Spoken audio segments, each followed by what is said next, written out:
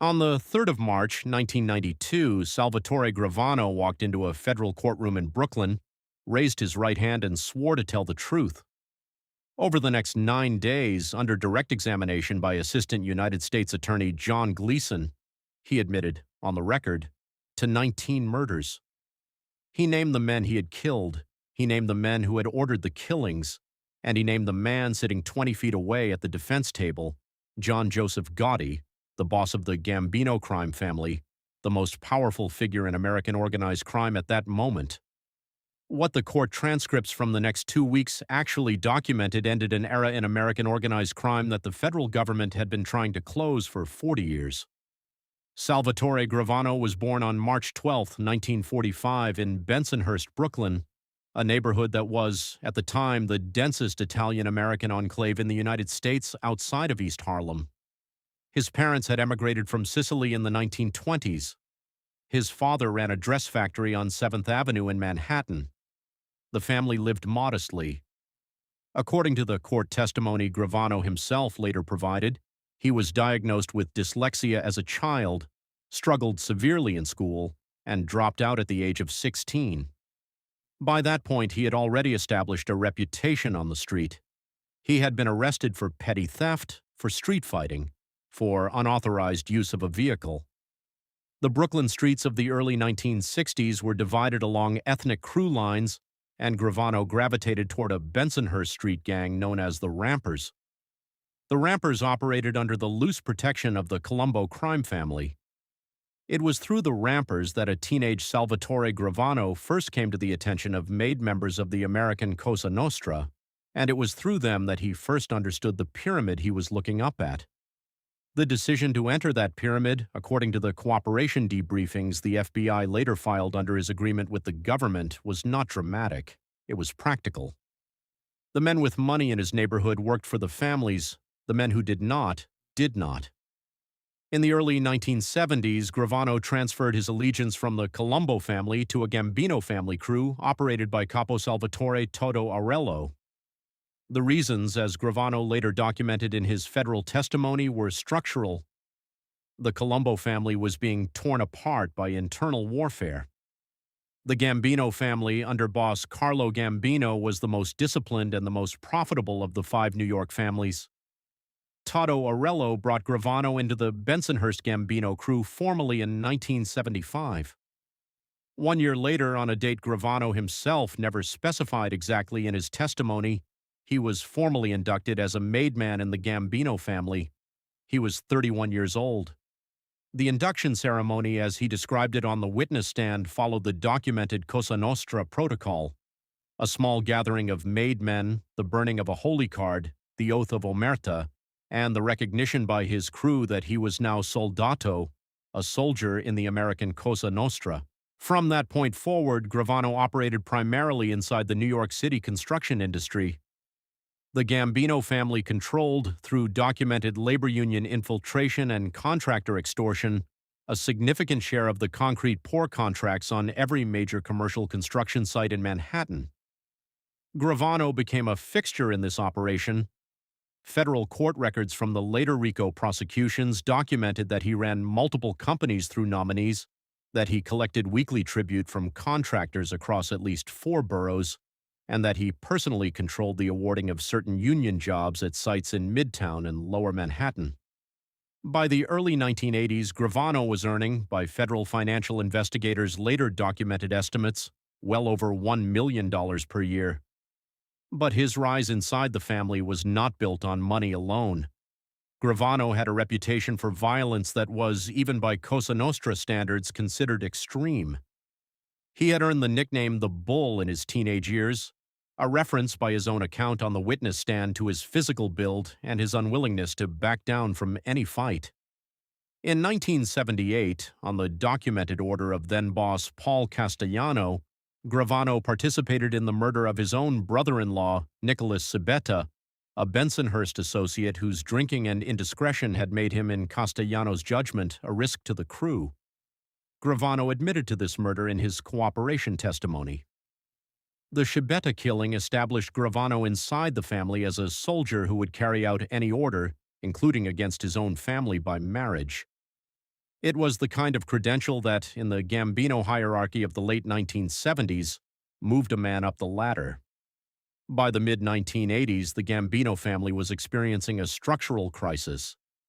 Paul Castellano, who had succeeded Carlo Gambino as boss in 1976, was viewed by a faction of the family, led by Capo John Gotti, as too detached, too business-focused, and too willing to insulate himself from the family's traditional street operations. On December 16, 1985, at approximately 5:45 in the evening, Paul Castellano and his designated underboss Thomas Bellotti were shot to death by four masked gunmen on East 46th Street in Manhattan, directly outside the entrance to Sparks Steakhouse. Salvatore Gravano was on the planning team for the killing. He was not one of the four shooters.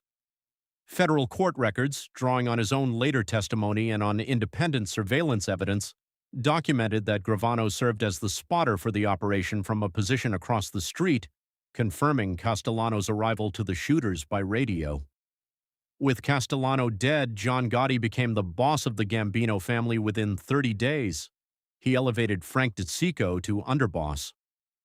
4 months later, on April 13, 1986, Frank DeCicco was killed by a car bomb in Bensonhurst, a retaliatory hit ordered by a faction inside the Genovese and Lucchese families who held Castellano in high regard and considered the manner of his death a violation of commission protocol. After DeCicco's death, Gotti reorganized the Gambino administration. By 1988, Salvatore Gravano had been elevated to underboss of the family. He was 43 years old. He had been a made man for 12 years. He now held the second highest position in the most powerful criminal organization in the United States. From 1986 through 1990, Gravano was directly involved, according to his own sworn testimony and corroborating wiretap evidence, in the planning or execution of at least 9 additional murders ordered by John Gotti or carried out in furtherance of Gambino family business. The murder victims included family soldiers suspected of cooperating with federal authorities, business associates who had defaulted on debts, and rivals from other crews. Each killing, according to the documented record, was sanctioned through the Gambino family chain of command, with Gravano either approving the operation as underboss or participating in its execution directly. The federal government during this same period was building a case. The Federal Bureau of Investigation had identified the Ravenite Social Club, located on Mulberry Street in Manhattan's Little Italy, as the operational headquarters of the Gambino family under Gotti. By 1989, FBI surveillance teams had installed listening devices in an apartment above the Ravenite where Gotti, Gravano, and Gambino consigliere Frank Locascio held their private conversations. Those tapes would 3 years later become the central evidence in the trial that ended John Gotti's career. On December 11, 1990, agents of the Federal Bureau of Investigation arrested John Gotti, Salvatore Gravano, and Frank Locascio at the Ravenite Social Club. The indictment, returned by a federal grand jury in the Eastern District of New York, charged the 3 men under the Racketeer Influenced and Corrupt Organizations Act, known as RICO, with a list of predicate offenses that included the murder of Paul Castellano, the murder of Thomas Bellotti, the murder of Frank DeCicco, and multiple additional killings ordered through the Gambino family enterprise. The 3 defendants were held without bail. They were placed in the Metropolitan Correctional Center in Manhattan in adjacent cells. For the next 11 months, Gravano and Gotti communicated daily, sometimes through their attorneys, sometimes through whispered exchanges through the cell walls. What Gravano did not yet know, but what federal prosecutors had been preparing for the trial, were the full contents of the apartment recordings above the Ravenite. In November of 1991, federal prosecutors disclosed those recordings to the defense as part of the discovery process. On those tapes, John Gotti could be heard, in his own voice, criticizing Salvatore Gravano. He complained on the record about Gravano's accumulation of personal wealth. He suggested on the record that Gravano had been killing people for business reasons that benefited Gravano rather than the family. He named on the record several murders that Gravano had participated in.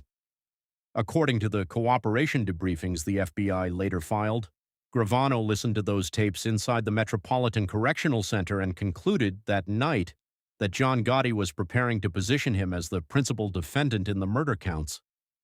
On the 8th of November, 1991, Salvatore Gravano formally requested a meeting with federal prosecutors. He offered to cooperate. The federal government accepted his cooperation agreement on the 11th of November, 1991. On April 2nd, 1992, after 9 days of testimony from Salvatore Gravano and the introduction of approximately 100 hours of the Ravenite apartment recordings, the federal jury in the Eastern District of New York returned a verdict against John Gotti on all 13 counts of the indictment, including 5 counts of murder. Gotti was sentenced to life in federal prison without the possibility of parole. He died of throat cancer at the United States Medical Center for Federal Prisoners in Springfield, Missouri, on the 10th of June, 2002. He was 61 years old. Salvatore Gravano was sentenced in September of 1994 to 5 years in federal prison. With credit for time served, he was released shortly after sentencing and entered the Federal Witness Security Program. He chose to leave the program voluntarily within 2 years, settling in Arizona under his own name. In the year 2000, federal and state authorities arrested Gravano on charges of operating an ecstasy distribution ring in the Phoenix metropolitan area. He was sentenced to 20 years in federal prison on those charges. He was released on parole in September of 2017. The documented record of Salvatore Gravano's career inside the Gambino crime family, preserved in federal court transcripts, in cooperation debriefings filed under his agreement with the government, and in the surveillance evidence introduced at the Gotti trial, represents one of the most extensively documented internal accounts of American organized crime that exists in the public record. The man who broke Omertà on the witness stand in 1992 did not destroy the Gambino family alone, but the testimony he provided over those 9 days, more than any other single piece of evidence the federal government ever introduced against the American Cosa Nostra, ended the era in which a boss of a New York family could expect to die in his bed.